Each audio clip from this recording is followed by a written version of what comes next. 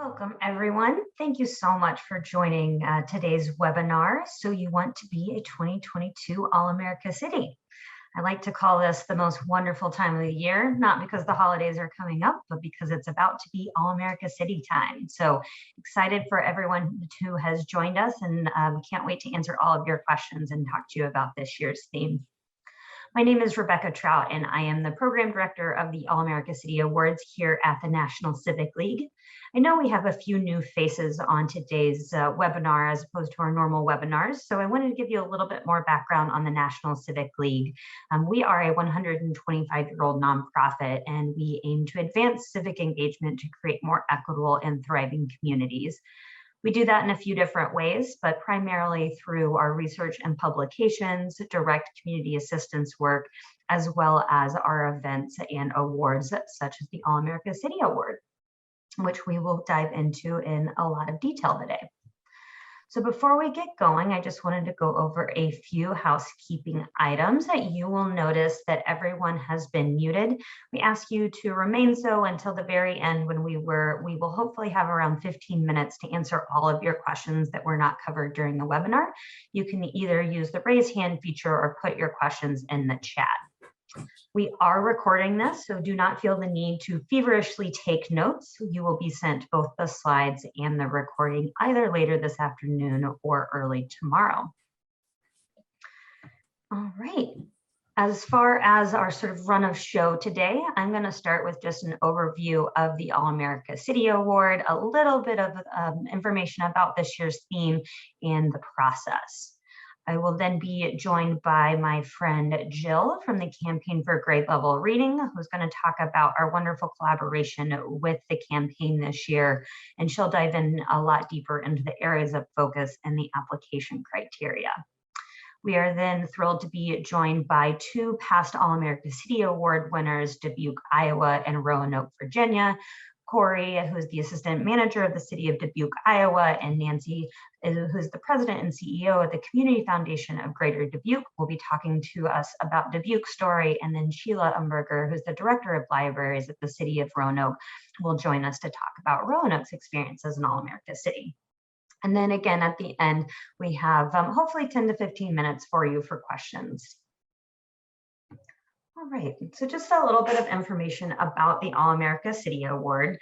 We've been around since 1949. It was actually started by an idea from the pollster George Gallup. And the idea was that there was an All-America football team that recognized great athletic achievements, and why can't we also recognize outstanding civic achievements in communities? So since then, we have recognized over 500 communities, all of whom are prominently listed on our website if you're interested to see if your community has won in the past.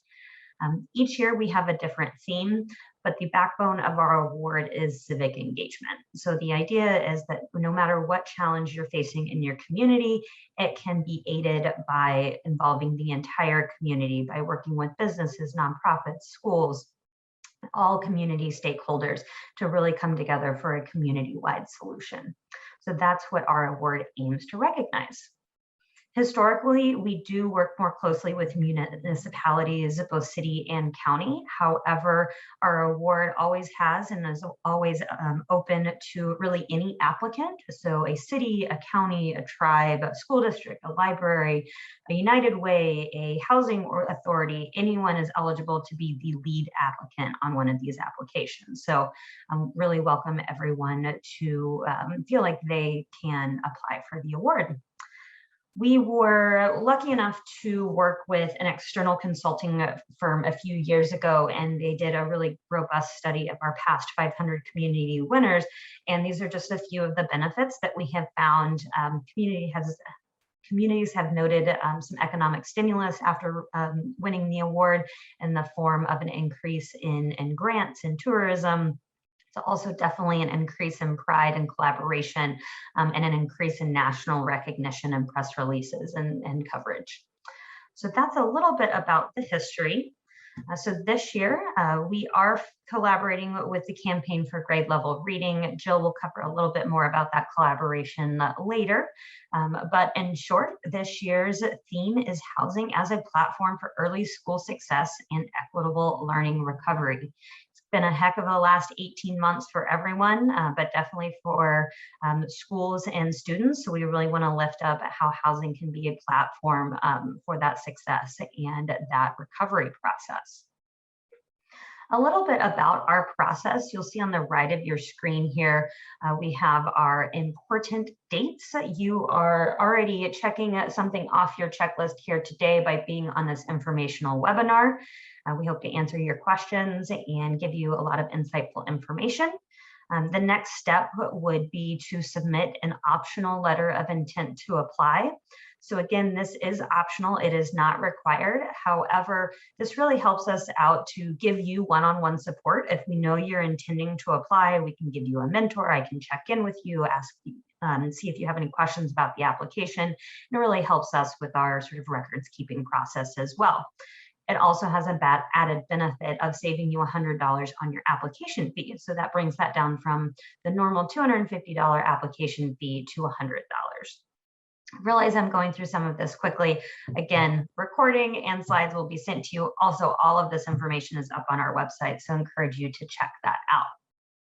The application itself is going to be due March 1st of 2022. So there will be all kinds of information about how to submit that and in what form. Essentially, we need it via email as a Word document attachment. We will then put together an external committee of application reviewers, and we will announce our finalists in early May. So for those of you who are used to kind of the normal process, we do normally name 20 finalists, and that's going to be a little bit different this year. We're still working out the details, but we'll let you know as soon as possible. But however many we end up naming, those will be announced in early May. And then you will have all of May and June and half of July to do all of your wonderful prep for the competition and that in-person presentation. I don't want to spend too much time talking about the competition preparation itself, just because after we name the finalists, we'll have a lot of one-on-one work with the individual finalists to answer a lot of those questions. So we really want to kind of focus about the big picture and specifically on the application today. And then last but not least, all of this will culminate in our event, which is scheduled for July 18th through the 22nd this year and is going to be held in conjunction with GLR Week 2022. So do your best to etch those important dates into your memory. And as always, we will be around to answer any of your questions. Now with that, I'm happy to bring on Jill from the Campaign for Grade Level Reading. She's going to give you some additional information about our collaboration with the campaign this year and really dive into the meat of those application criteria. Jill, the floor is yours. Thank you, Rebecca. It's really great to have so many faces on the Zoom here and names that some of whom I recognize and many of whom are new to me. So thank you for being here and thank you for your interest in learning more about the 2022 AllAmerica City Awards. I just want to give a shout out to my colleague, John Ferguson, who is a fellow with the Patterson Foundation and is luckily for us on loan to the campaign to be supporting the Campaign for Grade Level Reading and the National Civic League in launching and advancing work on the 2022 AllAmerica City Awards. So he or I may be answering questions as you have them. I just wanted to start by giving those on the line a little bit of background about the Campaign for Grade Level Reading. I think some of you represent campaign communities, but many of you don't. And so I want to just give you a little history about the campaign, how we started, our connection with the National Civic League, and our connection really with the AllAmerica City Awards going back to 2012. So the Campaign for Grade Level Reading was launched, kind of depending on how you define it, between 2010 and 2012 out of the Annie E. Casey Foundation, and was really spurred on by a report called Early Warning that was published in 2010. And that report lifted up the importance of reading by third grade as kind of the first rung of a ladder toward high school graduation, which then can really change the trajectory of someone's life and disrupt generational poverty. So that report, and when it was published, the amount of attention and views that it got led to a lot of interest in reaching out to people all across the country to get a better understanding of both the issues that kind of undergird the disparities in reading by third grade and the need to read by third grade, and the importance of developing local coalitions, cross-sector coalitions all over the country to really put goals on paper and to come to a collective agreement locally on how to address that third grade reading milestone for that particular community. Fast forward to 2012, at the Denver 2012 AllAmerica City Awards, which the campaign was co-hosting with the National Civic League. At that meeting, the campaign had invited representatives from coalitions around the country who had demonstrated interest in becoming campaign for grade level reading coalitions and addressing this third grade reading milestone to Denver to meet each other and to kind of talk about launching a national effort. And as Ralph Smith, our managing director, says all the time, he expected, I think he had a goal of 25. He was hoping he would get 50, and he ended up getting 124 communities from around the country saying, we want to be a part of this national campaign. So that's really how the campaign for grade level reading was launched. And you can go to the next slide. So we started with that 124 number, and we've now grown to more than 350 communities around the country, including Dubuque and including Roanoke, who are members of the campaign for grade level reading and who have really set community solutions action plans to address that milestone in a comprehensive cross-sector and data-driven way, and really locally designed way. Each of those coalitions is anchored by local philanthropy at the table supporting the work, and community solutions that are really unique and targeted towards what that community needs rather than kind of a one-size-fit-all approach. And then we talk a little bit here about our reach. So the campaign has about more than 350 coalitions, more than 400 US counties that are represented through that reach. And the counties that have campaign communities served by them serve almost half of all children in the 0 to 9 age group. So we're really excited and proud of how our reach has expanded nationally over the last decade. You can go to the next slide. So that brings us to 2022 and the 2022 AllAmerica City Award. As I mentioned, we kind of came about and were launched as a campaign through the AllAmerica City Award process in Denver in 2012.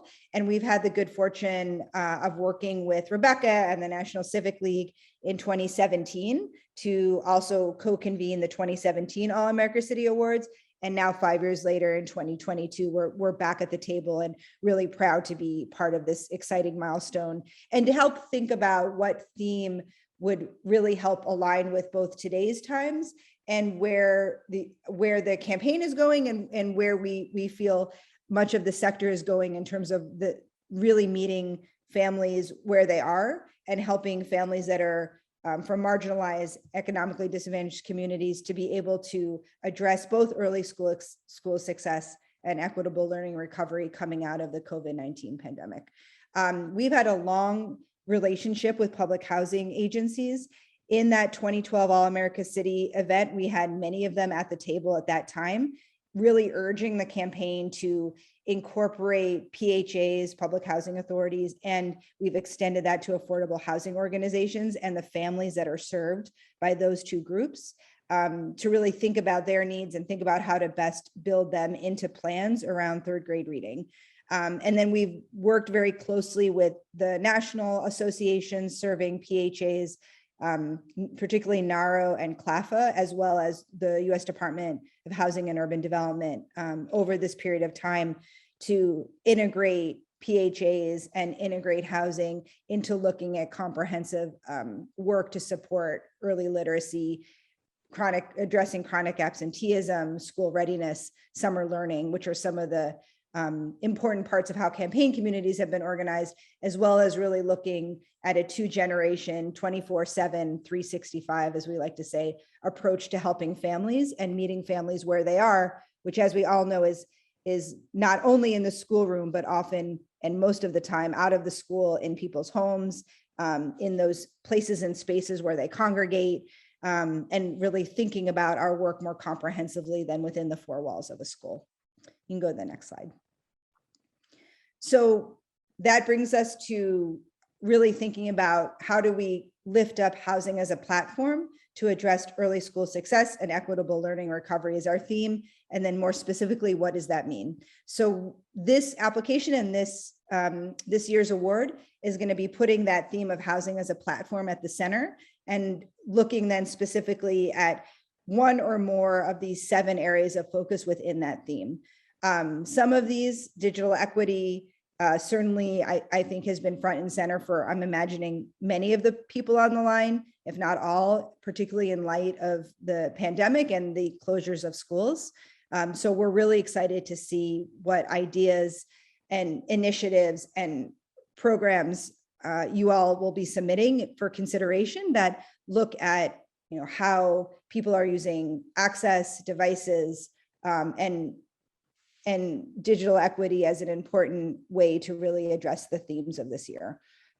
Relational supports, we talk more about each of these terms in the application, talks about high dosage tutoring, mentors, and coaches. And I think, again, because of the closures of schools, there's been a lot of really important work, and even before then, around how to best help young children have the kind of high touch opportunities they need to be able to develop those deeper relationships, which can then lead to supporting their academic goals and their early development goals. After school, summer, and out of school learning opportunities. I know in the work we've been doing, speaking about some of this topic with housing authorities, there's really amazing work that's going on with both housing authorities and affordable housing organizations to use their buildings and leverage the physical asset that they have to support children's learning out of the school environment. So I think there's going to be a lot of great programs and initiatives that people are going to be putting forth for consideration in this area too. Non-school places and spaces and learning rich environments really encourages applicants to think about the ways that playgrounds, laundromats, hospital waiting rooms, grocery stores can all be used to help foster learning and growth and development, and particularly the interactions between parents and kids. So we have a really strong resource list in the application of different publications and organizations that are working in each of these areas. And the campaign has done a fair amount of work around the learning rich environment in non-traditional places and spaces that we're excited to see hopefully materialize into some great applications. The last 3, school readiness, attendance and summer learning, and the work around parents. For any of you who are campaign communities, these terms should look really familiar. This is very similar to how the campaign has structured its community solutions action plans in the past. And I would note, and this award is certainly not only open to campaign communities. This award is open to the whole country. And I think all 7 of these areas were designed, and Rebecca can I think back this up, that all 7 of these areas were designed in a way that we think is going to be really inclusive, really open, and really ones that I think communities all over the country will be able to look at this list and say, oh, I have a great idea of work that I've been doing in this area that I think is deserving of recognition. So we're really excited about this mix. You can go to the next slide. In the full application, we provide examples of programs and initiatives that align with each of these 7 areas. These are just kind of a few examples that we wanted to put on the slide. And by no means are these limiting. These are just ideas to give you a sense of the kinds of initiatives that you could be putting forth as part of your submission that could fall into one of these areas. And I would note too that we intentionally, John and Rebecca and I, in working on the design of the application with the senior leadership at both the Civic League and the campaign, recognize that an initiative may fall across multiple of the 7 areas. So something that something that you're doing around digital equity may also relate to parents, or may also relate to informal places and spaces. that's totally fine. And we are really encouraging when you write your submission to do so in a way that if it is reflective of more than one of those 7 areas, to lift that up and to show us and showcase how that's happening. So we just wanted to give some examples here, but don't feel limited by the examples, and also don't feel limited by falling into only one of those 7 buckets. This work is complicated and comprehensive, and we want you to be able to present your efforts and your work in a way that reflects the nature and the intersectionality of how all these initiatives and programs come to pass. You can go to the next slide. So when we are looking at the award criteria for advancing finalists and ultimately selecting winners, we would really encourage you to make sure that you're referencing in the project, in the program or initiative that you're submitting, the ways in which that is cross-sector, and that in the ways in which that it's inclusive of different audiences and different perspectives and different constituencies, and actually developing out and working toward the outcomes that you've put forth. Within that, though, we also want to stress that we are really, this award is focused on housing as a platform. So having public housing agencies or affordable housing organizations be front and center and very clearly a critical partner in advancing the work is going to be something that's going to be part of the way that we're going to be looking at these proposals.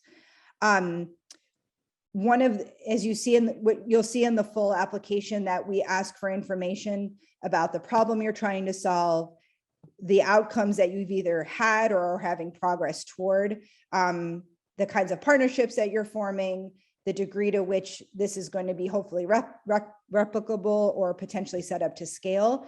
But within all that, data is really front and center. And so we really want you to think about, when you submit your application, the kinds of data that can be used to both clarify the problem that you were trying to solve, as well as the data that you're collecting to show progress towards addressing that problem and hopefully reaching some outcomes. And then lastly, we want to really lift up the focus on promoting racial equity and or improving the prospects for children of color and economically challenged, fragile, and otherwise marginalized families. And in the full application, we have a link to an equity statement, both from the National Civic League as well as an equity statement from the Campaign for Grade Level Reading, to give you a bit more of a sense of what we mean by those terms and those frames. You can go to the next slide.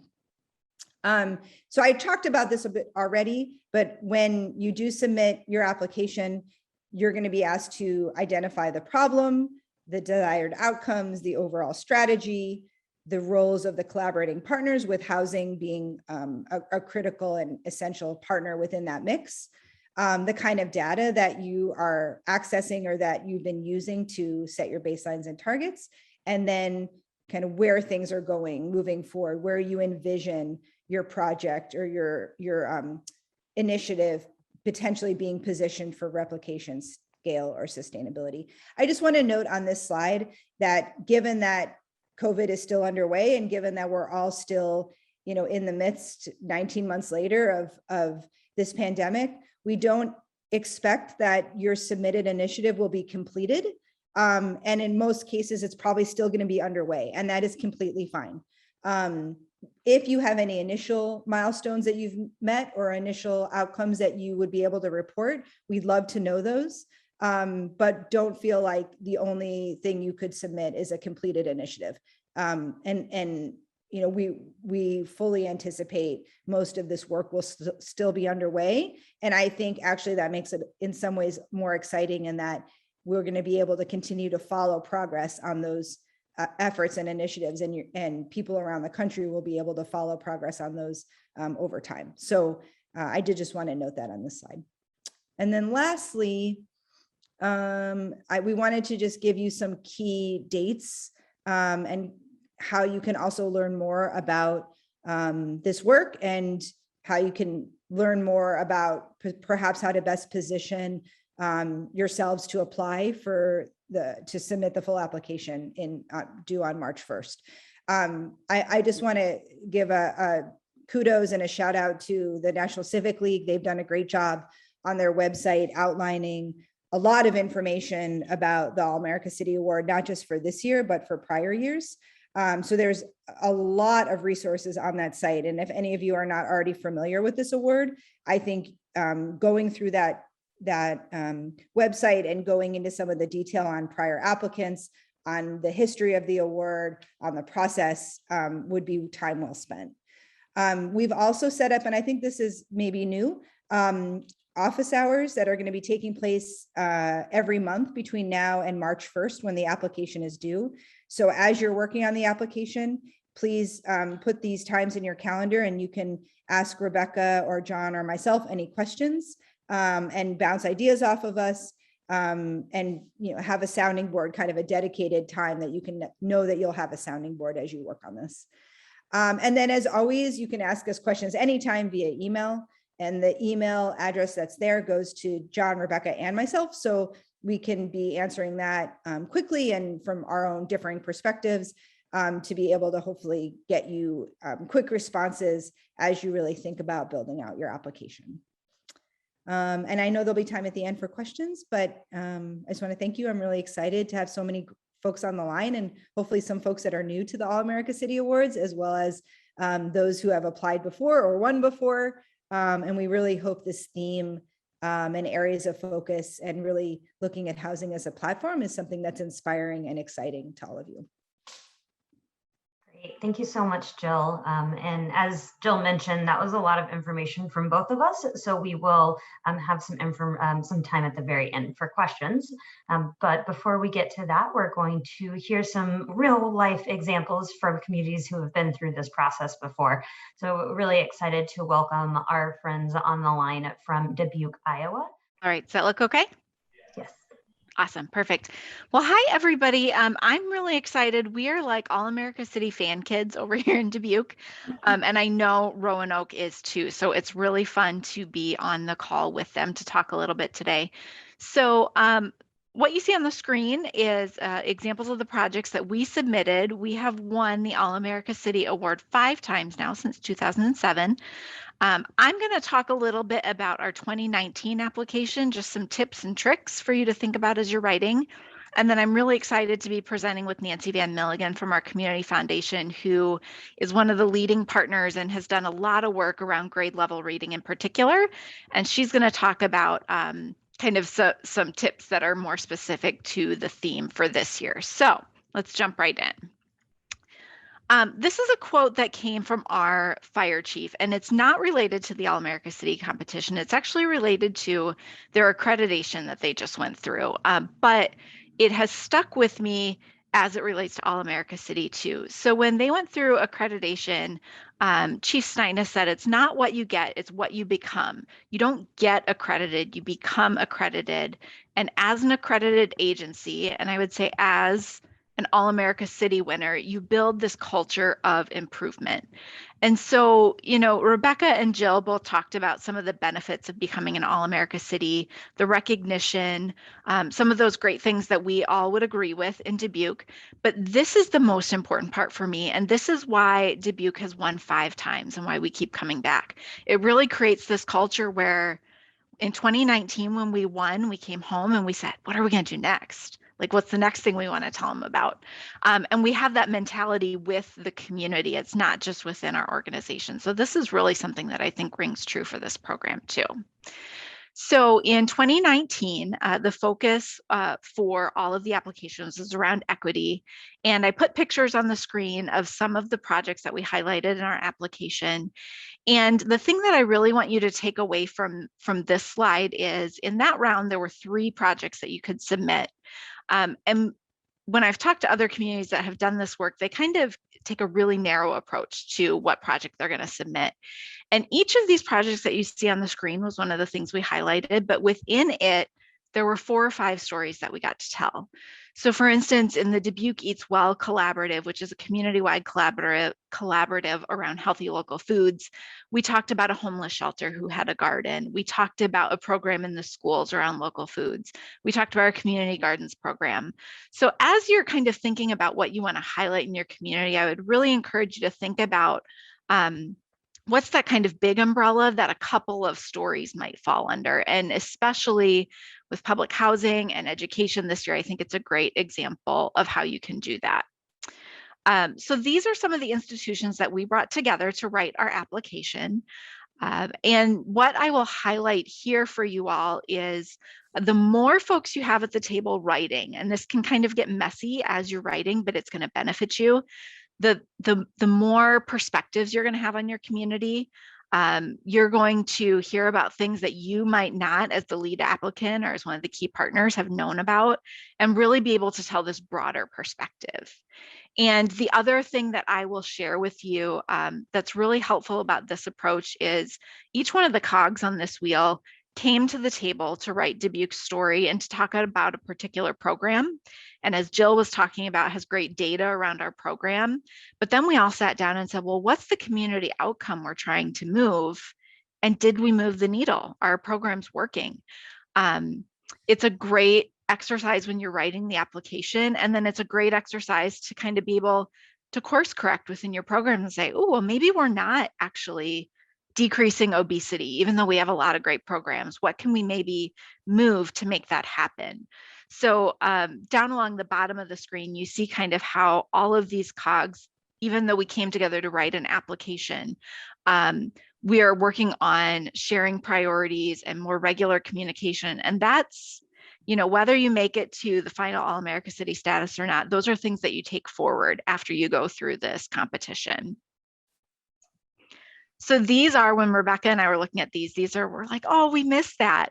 And the other thing I want to share with you is that whether or not it's virtual or in-person competition, you really bring together a team that's going to move forward in your community. So some of the folks in this picture, this is the team we brought to Denver in 2019. I had not really worked before. I might have known them to say hi in the community.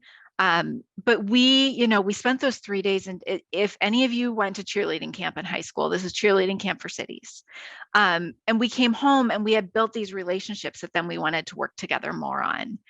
So just a couple examples of what that looks like. On the right is one of my favorite pictures. When we came back to Dubuque, we presented the All-America City Award to our city council, but then we really wanted to make sure we included our future leaders in this as well. And so this is the night that they came with us to present the award to city council. And then on the left is one of the billboards that we have used during the COVID-19 pandemic. And the language that you see, if you're not familiar, is Marshallese. And some of the partnerships that were formed as part of that writing process and competition process, we have continued to work together. And I know who to call now in the midst of a pandemic to make sure our most vulnerable populations are getting heard and getting the services they need. So that's a great example of how the work goes forward. So with that, I'll let Nancy talk a little bit about grade level reading specifically. Thank you so much, Corey. And it's really my honor to be here as both an All-America City participant with the 5 awards that we've won, but also having been there and worked on the campaign for grade level reading All-America City Award. I agree with everything Corey said. It's so much about your community coming together, working together. And I think messy collaborative approach is usually what wins against the high performing maybe government with one organization. It really is about bringing your community together to build relationships, to communicate effectively, and to bring around systems change. I think I'll talk a little bit about what I think we get out of this every time we go. Certainly with the campaign for grade level reading, they had great communication and marketing tools out that you could look at, that you could take with you. Actually, at that one, Roanoke had a Roanoke baby book that they made, and I'm happy to say, proud to say, that the Dubuque campaign just recently published a Be Healthy You in Dubuque, thinking about Roanoke's, and always wanted to copy that. The other thing is you're with all these superstars, rock stars of the campaign that are all doing great work, and you're going to great breakout sessions together. There's tools and resources available, and there's just all this rich learning and rich relationship building, and you go home and you have this new network of people that you can call on, that you can watch their websites, that you can see what they do, and you can also copy. And thank you, Roanoke, for that great idea. We're so proud of our book. The other thing is the campaign staff, you know, from Ralph and Ron to the experts to Yoli, the relationships you build and people you then have relationships with that you can call after the fact and reach out to, super helpful for us, and we've used it a lot. And I think the other thing that happens, and I think you probably got this from Corey's presentation, is it's a lot of work to get there, to present, to win. But what happens in all that work is your community and the people that are participating, you come back and you are, you know, more motivated, more excited, and then getting that award is really something that you can hang your hat on, and your communication and marketing tools become that much more successful and impactful. So I love that the All-America City is partnered with the campaign and the National Civic League, and encourage anybody that's interested in doing it. It is well worth your time and energy. So thank you. Wonderful. Thank you so much, Nancy and Corey, for sharing your experience, giving us an example of some of the benefits that you have found, and some suggestions for really making those efforts fall under a larger umbrella. I think that's a really good point there, Corey. And now I want to welcome in our friends from Roanoke. We're going to hand it over to Sheila. Well, hello, everyone. We're very happy to be here today. I have Amber Lowry with me. She's running the slideshow. We've been to Denver several times for All-America City, and she's head of our youth here at the library. We also have participating Marissa Blankenship and Melissa Strickland, who are part of our team for this. I just kind of want to start by kind of just saying where Roanoke is and where we started in this process. So we're in Southwest Virginia. We're in a valley, as you can see, isn't it beautiful? It's 72 degrees here today, but it's 42 tomorrow. So it's always something nice for your seasons. We just hit 100,000 population, and we're in a valley of surrounded by 300,000, but we really are an urban center. It's a perfect size for us in our campaign with the Campaign for Regular Reading. We've heard and learned over since 2012 for collaboration and impact. Just kind of a little history of Star City Reads. As they were talking about the campaign, we started on this journey in 2011 with a phone call. I don't know if any of you have had this, from our city manager then, who called me and said, the mayor wants to win again. And I said, oh, there's no pressure. And he asked me to do the lead on the application for All-America City that year. At that time, Roanoke had won 5 times. First time in 1952 for the air-conditioned fireproof library, which I'm sitting in right now still. And I would mention, Rebecca, that we do have photos of George Gallup with our mayor in 1952 celebrating All-America City Award at a banquet here in Roanoke. So it has a long history, and we're very proud to be an All-America City. We started, like Dubuque was saying, we didn't want to write this alone. So we started actually with 6 partners and worked on our community solution action plan. And then we went to Denver in 2012 and we won for our plan. And we went back in 2017 and won for our result. And then we went in 2019 with our mayor and received a Hall of Fame award for a program that I'll talk about here in a second. Just in general, in our case, the libraries are the lead. And what I'll build on that's part of the campaign's practice. So we call our local thing Star City Reads.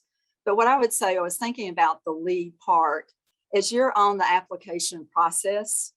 I think for us, it was important to say who has the capacity and commitment to be in this role.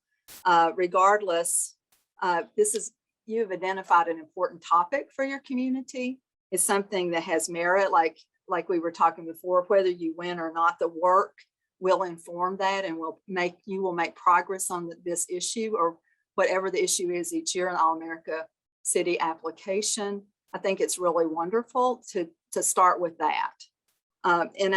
So whatever happens, whether the application you win or not, the work should not stop because we've identified a topic in our community that's really important. Like I said before, we started with 6 partners in 2012. We've grown to 39 partners here in Roanoke. And that made us start thinking about what we wanted to say to you today as well. So being an AllAmerica City, a community has helped Roanoke move out of silos to address a community need, in this case, childhood literacy. But as you work on application, ask yourself, because we were even doing that today, who are we? Who do we need to learn more about? You know, maybe we've heard about something. And in our case, the journey to support literacy in families, but who in your community, as you prepare your AllAmerica City application, are working in similar things, but maybe on a different part of it that you can reach out to, whether it's data or whether it's a new relationship. And we found that to be really helpful in all of our journeys on our applications before. So now I want to talk a little bit about broad strokes of efforts of what we submitted for review. In other words, what were our stories as we journeyed into this, similar to what Dubuque was talking about. Feed and Read is something that grew out of several things. One, what we learned in the campaign, I will say, a hungry child cannot learn. And we had children in our libraries coming and telling us that they were hungry. So we started talking to our partners.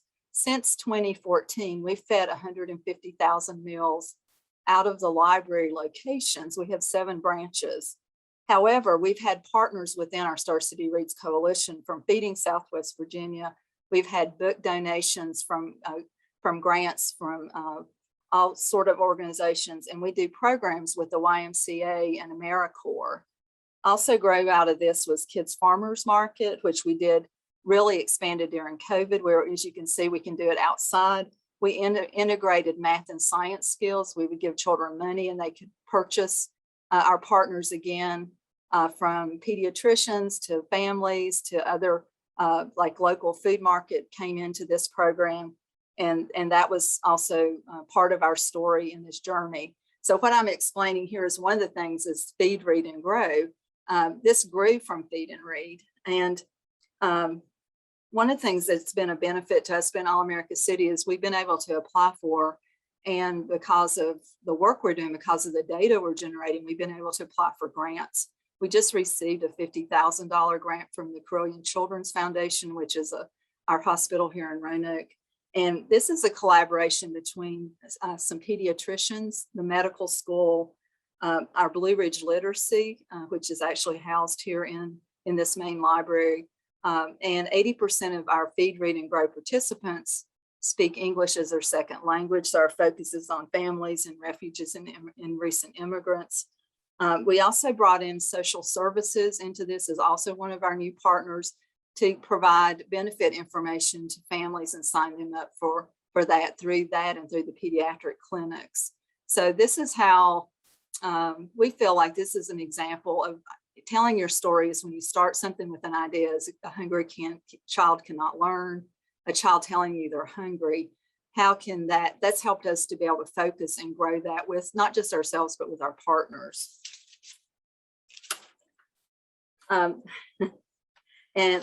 We were enjoying talking about we're talking about the baby book.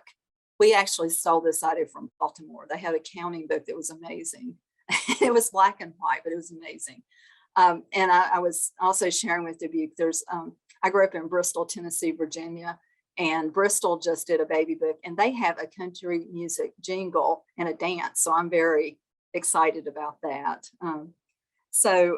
Again, this is given to every child born in Roanoke with a letter about to parents about how it's important to read to your children. And we give out about 5,000 of these a year. And that's through a local donor. again, the donors, the foundations you can work for. I wanted to talk a little bit about the peer review, and it may be done differently this year, but this has been one of the most impactful things for us. We, of course, pulled all of the really good comments from the peer review judges' comments over the years. We have this massive spreadsheet that we actually will pull out and read if we feel the least bit discouraged, and it makes us refocus. And I also would say that the things that I believe should be on an application, answers you should be looking for, the things you want to answer. What kind of collaboration do you need to do to improve, in our case, grade level reading? Where is your diversity in your community? I love the multi-language stuff. Is it sustainable? And how are you going to do that as a community? And most importantly of all is the replication. So we love our baby book, but it's exciting to us that a lot of communities have been able to build on the knowledge we use, and we've gained from them as well. So whether or not you win, this feedback from the reviewers is really great. So for example, we were a finalist last year, and we were finalists for AllAmerica City, but we didn't win. However, some of the critique we received back actually has been super beneficial. And like the biggest thing has made us like, yes, we're going to apply again because we're trying to always improve. And in our case, we were told that we needed to work on expanding our parent engagement and working on absenteeism, which in the campaign is an issue that we need to work on. And so it's really helpful. On the critique side, you can be a reviewer and you review others. You see lots of stuff. So that's actually a benefit. So suggestions. The first thing I want to say is let's get practical. I like to dream, but I'm a real practical person when it comes. So it is what? The week before Thanksgiving.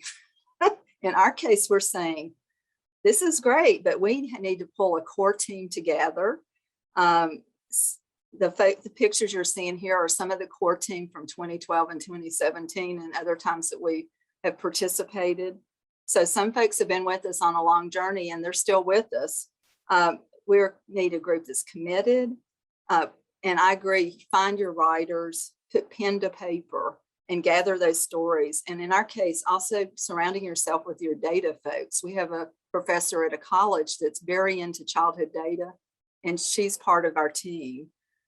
So analyzing and all that, getting the boots on the ground and really making sure you have all the community collaborators on this topic at the table so that you make sure you don't miss a great story or work with a collaboration for the future. Secondly is remember your passion. The application is a way to show your work, to benchmark, to plan for the future, and to get valuable feedback for best practice. So we were reviewers on Dubuque in 2012, and Amber came to my office and she's like, let's look at this. And I'm like, they are rock stars amazing. And we're like, oh my goodness, we have tough competition. And we were so excited when we met them in Denver at one of the breakout sessions. So that's a benefit as well. And I kind of wanted to wrap up with what are the benefits that we've seen and that I think other communities will see as well. First and foremost, it was super helpful for us each year, even when we're doing other in-between reviews, is to create a baseline of where you are in your community. So what's your baseline for poverty? What's your baseline for how you're doing? What areas do you need to work on? And that's part of the application process. In our case, we were talking yesterday, identify our partners in this and who are we not seeing? Who do we need to reach out to and talk to? If you're successful in your work, you will see improvement and commitment in your community. And that's really amazing, is because you've identified an issue, you are working on it, and then it broadens out into the community. National collaboration, I've mentioned this on the baby book and on other things like this webinar. That's invaluable with the best practice and all the support that comes to the table, best practice science. And then last but not least, it's affirming and it's empowering. Like be the rock star you are and embrace it, because it makes a difference for your community. So those are the benefits we've seen. Thank you. Thank you so much, Sheila. I love that. Be the rock star that you are. That's just perfect. I'm also really happy to hear about how you all are using that feedback. As the person who types up all of that feedback from the jury, I'm really glad to hear that it's not going into the ether. Great. So now I want to usher us into the Q&A portion of our time together. So we had a question at the beginning of the presentation about like the time frame for when the project needed to have like begun. And so what we're doing is asking that it's a fairly recent project, and that at least, so it can have started before COVID, but at least kind of bring in how the program adapted during COVID, because it's all about that equitable learning recovery process. Jill, is there anything that you wanted to mention on that one? No, I think that's well said. Okay, great. Will there be an email with all of the links? Yes, so I'll be sure to save the chat, and any resources that were shared during the chat, I'll include those in the follow-up email with the recording and the slides. And I would just note on this, this is in the chat, but if you haven't already downloaded the application, that's kind of a good first step, because there's a lot more information about the things we covered in the application. And it also reiterates things we have covered. So plus which it gives you the instructions for actually applying. So definitely download the application, and if you haven't already, and I think that will answer some questions too. Absolutely. So if anyone has a question, feel free to use the raise hand feature at the bottom of your screen or put it in the chat. A couple of things that I really wanted to lift up from what our community participants shared. Corey mentioned finding an effort that can kind of fit under an umbrella. And I think that that's really important. So we're not trying to have you highlight one very specific and finite project. We actually went round and round about like the word project, because we really want it to be sort of a more all-encompassing effort of you're trying to address hunger in your community. And there might be 5 or 6 things under that umbrella, but I think Corey really hit the nail on the head of finding efforts that you can kind of have a broad umbrella and drill down into multiple examples. Great. I have our first question here from... Just one quick thing I would just say on that point. When you're applying, if there are multiple examples, just do make sure that you're looking at the questions that are being asked to reply to. So what was the problem you were solving? What's the data that supports that? What are the outcomes? Who are your partners? So still, even under that umbrella, if you're going to be submitting kind of an initiative that has multiple parts, so to speak, we still want to be able to see that you're kind of answering those criteria. That's just one, it's just a point I would just make to follow up Rebecca's. And we have someone raising their hand, D-fraction. Floor is yours. Yes, thank you, Rebecca, and hello, everybody. My name is Denise Fraction, and I'm calling from Experience Corps. We are a literacy tutoring program with AARP Foundation. We're a national program, so I'm kind of coming at this a little backwards. I received the email about this meeting, and I got really excited. So my question is, because we have several programs throughout the country in different cities, we would love to help out the multiple, the different cities that may have our program in their city. Is there a way to find out what cities will be participating so that our programs can reach out to them and let them know that we exist and that we are certainly doing great things in the schools, but also in the housing communities? I'm losing my phone. I'm so sorry. I don't know where it's coming from. All right. Yes, that's my question. Great question. Thank you. And so you are kind of coming at it at a different angle than a lot of folks, but I'll just say that we won't know necessarily who is participating until the finalists are named. So once we name the finalists, you'll see them and then can kind of reach out if there are any overlap with your communities. But what I would suggest before then is to, if there are any of your communities that are enacting your program who are sort of exceptional at what you're doing, is to go ahead and invite them to apply or invite them to get in contact with us. And I'm happy to share some sort of the application marketing materials that we have together that you could share Wonderful. sort of on your organization's behalf to any of your superstars that you think would be good at applying. That would be great. And yes, I see in the chat also, yes, we do have a program in Phoenix. So that's wonderful. And just started a program in Detroit as well. So Tim, I wrote your name down and I'll get in contact with you. Thank you so much.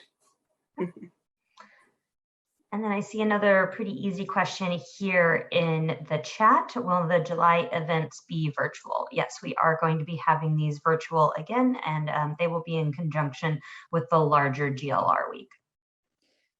And there was a question by Kim, isn't the Public Housing Authority programming and efforts under the umbrella? So I think the thought, I'm not sure if I quite understand the question, but I would just note that the Public Housing Authority or the Affordable Housing Organization would need to be a critical part of this cross-sector effort that you're putting forward. So they don't necessarily have to be the Public Housing Authority or the Affordable Housing Group doesn't have to be like the lead applicant per se, but as you're submitting an initiative, as you're submitting a program, we want to make sure that it's really clear that housing is, and the families and children that are served by public housing agencies and affordable housing organizations is part and parcel of what you're submitting. So it's a slightly different, I think that answers your question. If it doesn't, let me know. I think it does, Jill, but I want to add on, because I think another element there is that public housing may not be the thing that you're out to solve and the crux of your initiative, but public housing authorities have to be integrally involved. Thank you. So it doesn't necessarily have to be on the umbrella, although it could be in your situation. Yeah, thanks. That's a good distinction. Thanks, John. Any other questions? Not seeing any hands.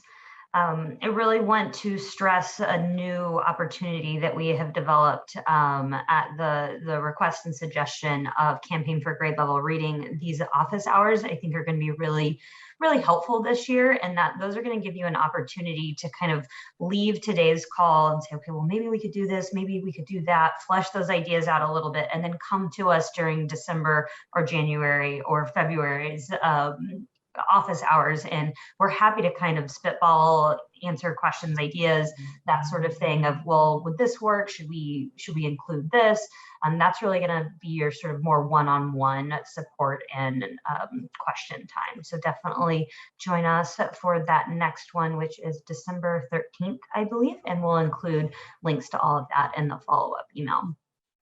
And then, of course, that email address of any time, if you have questions before that, just ping us and we'll get back to you as soon as we can. And I before we sign off, I just want to thank again Dubuque and Roanoke. Those were both excellent presentations that just really lift up how this is not, yes, it's about the award, but it's about so much more. And you can just see how proud both of these communities are and how diverse the coalitions they've brought together are to really think critically about their work and to be able to have an opportunity to be acknowledged, but also learn from others. So I just want to really thank the speakers from both communities. You were very, very inspiring, and I think others got a lot out of it as well. So thank you. I ditto that. Thank you both so much. All right, with that, I think we're going to go ahead and sign off. I hope everyone enjoys the rest of their afternoon. We'll be sending you these slides and recording shortly. Thank you again for joining us.